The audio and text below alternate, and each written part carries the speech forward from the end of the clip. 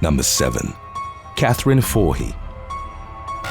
On the night of February the 12th of 2008, New York City psychologist Catherine Voorhees was viciously attacked at her Upper East Side office. After one of her evening sessions, the 56-year-old was ambushed by a man who proceeded to hack her to death with a meat cleaver. Her colleague, Kent Shinback, attempted to intervene on her behalf but was consequently left with severe slash wounds to his face and neck. The assailant was identified as 39-year-old David Tarloff, who'd gone to the East 79th Street office that night with the intention of robbing Dr. Shinback. The latter had been involved in diagnosing Tarloff with schizophrenia back in 1991 and had reportedly arranged for him to be involuntarily institutionalized. Tarloff's murder trial was scheduled for October of 2010, but a pair of psychiatrists found him mentally unfit, leading to a mistrial. A second trial was set for March of 2013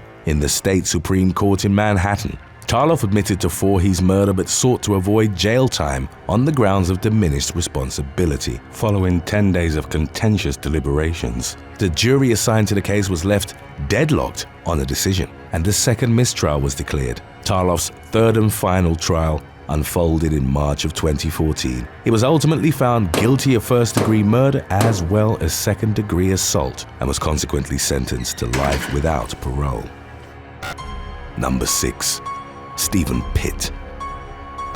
A prominent forensic psychologist who consulted on a number of high-profile criminal cases was gunned down outside his Phoenix office on May the 31st of 2018. According to eyewitness testimony, 59-year-old Stephen Pitt had gotten into a loud argument with someone near Scottsdale and Bell Roads at about 5:30 p.m. The shouting match was punctuated by the sound of gunshots, after which an adult male wearing a dark-colored hat with a short brim fled the area on foot. Pitt was later pronounced dead at the scene. A few days later, local police announced that they'd identified a suspect in Pitt's killing, as well as that of 5 others over the course of a multi-day shooting spree.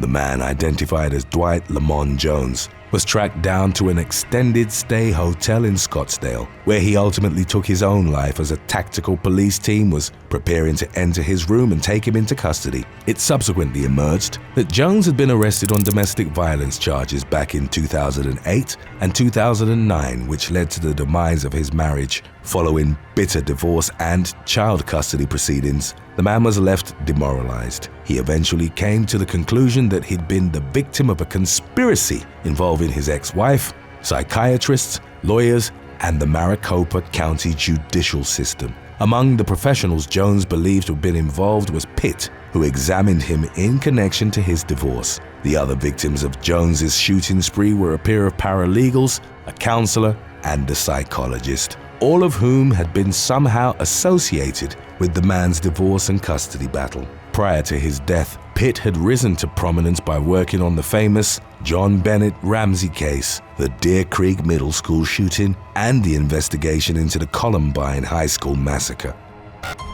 Number 5. Robert Child.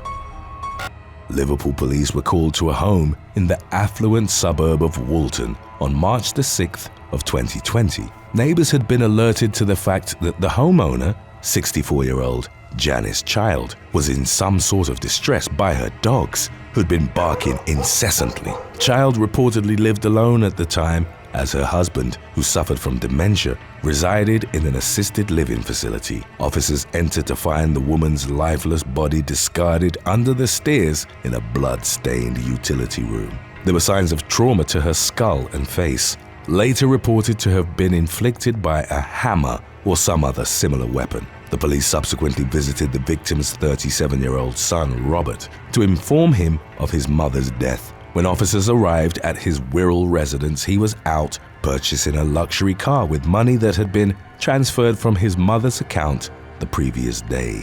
A short time later, he returned home in a blue Jaguar and appeared shocked and upset when told of his mother's passing. However, investigators began to notice inconsistencies in Robert's testimony about his movements on the day of Janice's killing, and he was eventually arrested on suspicion of committing the murder himself. The man, who worked as a sports psychologist at the University of Liverpool, denied having killed his mother for financial gain and initially decided to bring his case to trial. Shortly before the commencement of the court proceedings, however, he entered a guilty plea to murder and was consequently sentenced to a minimum of 29 years behind bars. Number 4. Emily Dearden.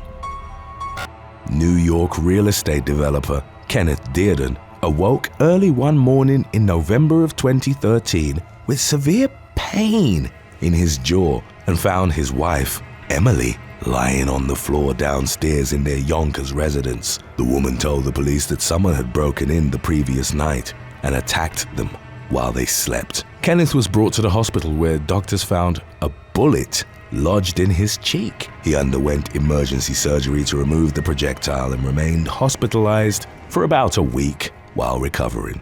Investigators were immediately skeptical of Emily's home invasion claims, as there were no signs of forced entry and the house's security alarm hadn't been activated that night. It was subsequently determined that the bullet found in Kenneth's jaw matched the caliber of bullet from one of the pistols given to Emily by her parents, which were later found in the basement of the family home. On November the 21st, the woman, a former senior psychologist with the NYPD, was taken into custody on suspicion of attempting to murder her husband. The latter alleged that Emily's actions stemmed from an affair she was having with a Texas executive who'd urged her to end her marriage so that they could be together. She was held on a $150,000 bail, which she posted immediately. In February of 2017, Emily pleaded guilty to first-degree attempted assault, and during a sentencing hearing at Westchester County Court was sent to prison for 3.5 years,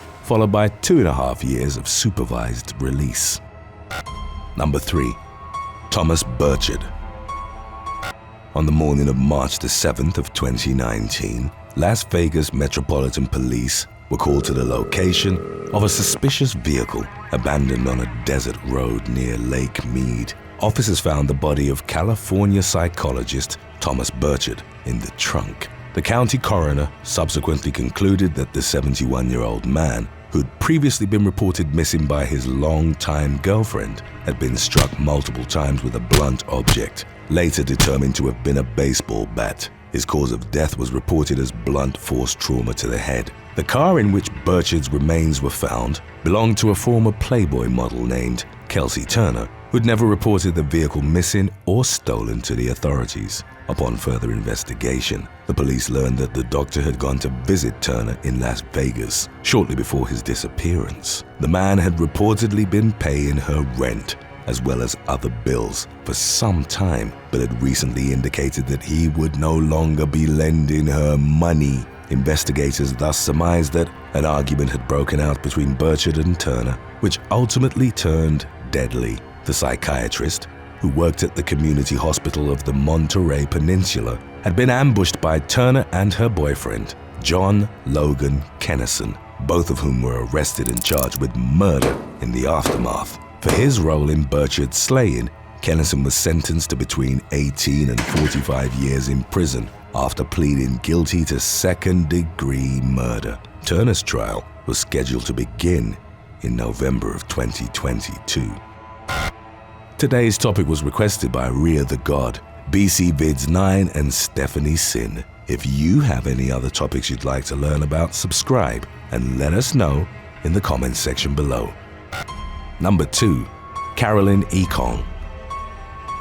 In the early hours of October the 14th of 2015, Delaware psychiatrist Carolyn Ekong was found nude, lying in a pool of blood at her Hockessin home. An autopsy later determined that the 55-year-old had succumbed to multiple stab wounds. Roughly 30 minutes after Ekong's daughter came upon her lifeless body, 21-year-old Christopher Frick dialed 911 and confessed to the murder. Frick detailed how he'd broken into his former psychiatrist's home and confronted her. A physical struggle ensued that culminated with him stabbing her multiple times. The young man, a mathematics student at the University of Delaware, was reported as having been diagnosed with a myriad of mental disorders, including autism spectrum disorder, psychosis, schizophrenia, and obsessive-compulsive disorder. Ekong arranged for him to be committed to a psychiatric facility at the age of 18, after which he reportedly became obsessed with her, eventually plotting his revenge.